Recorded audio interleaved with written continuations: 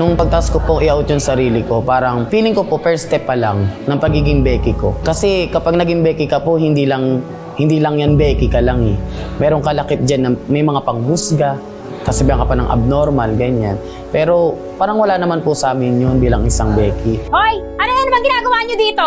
Gusto ko lang po sana makita yung anak ko. Wow! Anak? Hoy, wala ka ng anak. Simula naman sa pinili mo magpakabakla. Mamagandang loob lang po si Michael. Kasalanan mo to eh.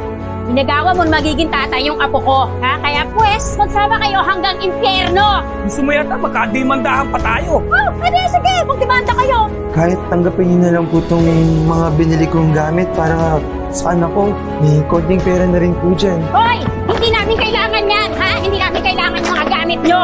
Kaya magsilayas na kayo. Kung hindi kayo aalis, tatawag ako ng pulis para ipahuli kayo. Michael, umalis ka na lang. Please. Nanak, sigurado bang sasama ka sa pangingisda?